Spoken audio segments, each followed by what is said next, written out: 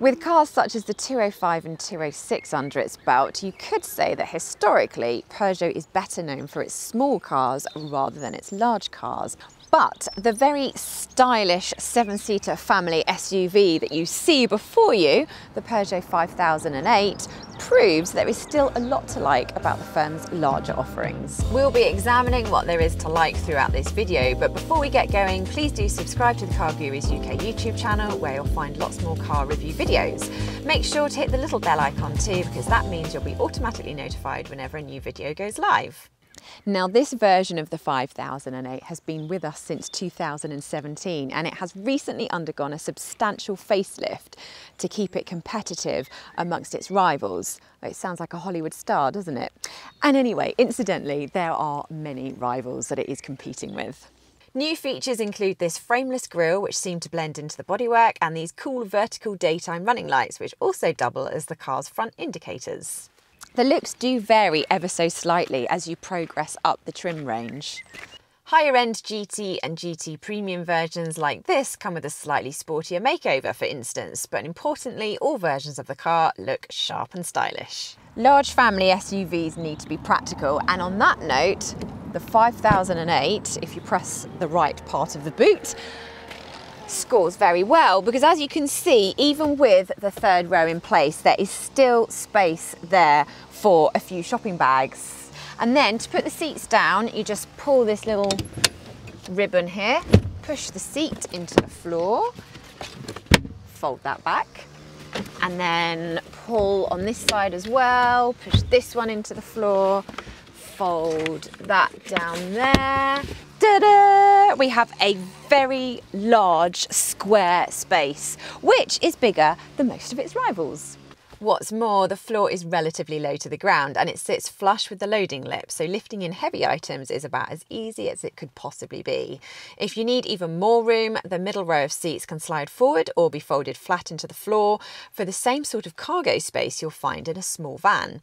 And because all these seats slide and fold individually, you have loads of choice about how you carry people and luggage at the same time.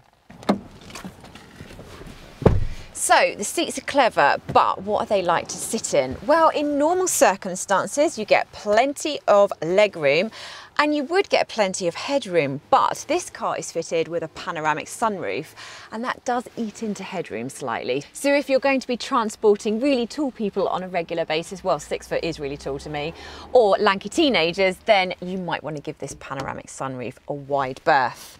On the positive side, not many rivals are as comfortable as the 5008 when carrying 3 in the middle row. That's because you have 3 individual seats that are all the same size. There's plenty of shoulder space and there's no hump in the floor for the person in the middle to straddle. Climbing into the third row takes a little bit of contortionism, but no more than any other car of this type. Once you're in, there's adequate headroom and legroom for kids, and provided you slide the middle row forward a little bit, smaller adults should also be fine for shorter journeys. Up front, you get Peugeot's trademark driving position, which means you get a teeny tiny steering wheel and you look at your instrument cluster above the wheel instead of through it like you do in most cars. And it's a little bit awkward in some Peugeots, but in the 5008 it really does work, mainly down to the fact that you have a loftier driving position.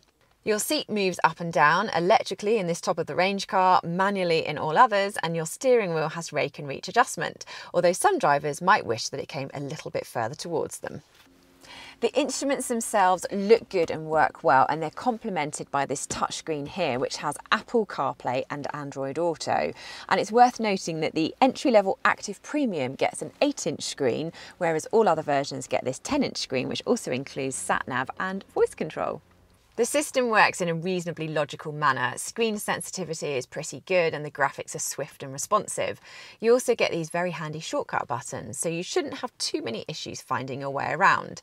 However, it is slightly annoying that there are no separate aircon controls, meaning you have to fiddle around with the screen whenever you want to adjust the cabin temperature. Luxury toys are in plentiful supply. Even entry-level active premium cars have climate control, cruise control, automatic lights and wipers, keyless start, front parking sensors and a reversing camera, while a Lear trim adds the upgraded infotainment, part leather upholstery and more advanced driver assistance features. GT has even more of those, including adaptive cruise control, and you also get full leather trim and styling tweaks inside and out. There's also Allure Premium and GT Premium. The former doesn't add that much, but the latter really does add quite a lot of spec. That includes a 360-degree camera, self-parking function, heated front seats, a massaging driver's seats, and an upgraded vocal sound system. In terms of storage, the glove box is tiny and the door bins are narrow, but they do fit a bottle of water. And there's 2 cup holders here, and we've got a little bit of space in front of the gear selector. And there's also a large cubby. The thing that strikes you most in here is the sheer quality of it all. The materials look and feel posh and high grade, and it's all finished with a really tasteful selection of shiny finishes and glossy flourishes. Question is, does the 5008 feel just as sophisticated on the road? Buyers have a choice of 4 engines. There's 2 petrol and 2 diesel. The one we've got fitted to this car is the more powerful diesel, which is a 2 litre with 175 horsepower, and there is a lot to like about it. First of all, it's really strong from pretty much anywhere on the rev range, so it's always ready to serve you up as a good slice of acceleration when you need it. To call it fast would be pushing it, but your progress is always impressively easy and effortless, and that's the more important thing in a family car. The 8-speed automatic gearbox that comes as standard with this engine makes things even easier because it shifts smoothly and it usually selects the right gear at the right time. The other aspect where the engine impresses is with how smooth and quiet it is. In most situations you can barely hear it, and even when you're required to work it hard, which is hardly ever, it stays muted and distant. It makes a very gentle background hum on the motorway and barely any road noise either. You will hear the rumble of tyres on tarmac, but that's more to do with low levels of noise from anywhere else. So this is a really impressively serene way to travel long distances. However good this engine though, it's a very expensive option. Having tried the more modest petrol and diesel engines in the range, they still give you most of what's good about this one for a lot less money. So they'd be the ones we'd steer you towards. Elsewhere, the 5008 has a really good balance between comfort and control. Most bumps and potholes are soaked up in a smooth, fuss-free manner, keeping everyone inside comfortable and happy, which is just what you want from a family car. However, there's still enough firmness to the suspension to keep the body from rolling over too much in bends, so the car changes direction in a neat and precise way. The steering helps too because it's weighted well, consistent in its responses, and even gives you a decent amount of feedback.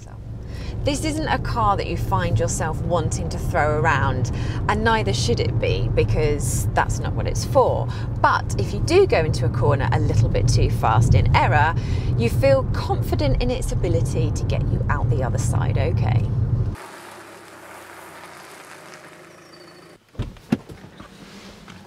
The Peugeot 5008 has some really impressive 7-seater rivals. We've got the Skoda Kodiaq, Kia Sorento, Hyundai Santa Fe and Seat Tarraco. It doesn't really feel outgunned by any of them, and arguably in some areas it actually leads the way. It's not outgunned on price either, making it a relatively affordable option, and if anything it lies closer to premium rivals from the likes of Audi and BMW when it comes to quality. It's an excellent all-rounder, fabulous family car and effortlessly stylish. We'd say it's worth any family car buyer's money. We'd love to know what you think of the Peugeot 5008, so please do tell us in the comments, and remember to like and subscribe as well. Feel free to browse our channel for more new and used car reviews, and to find a great deal from a top-rated dealer on your next car, head over to cargurus.co.uk.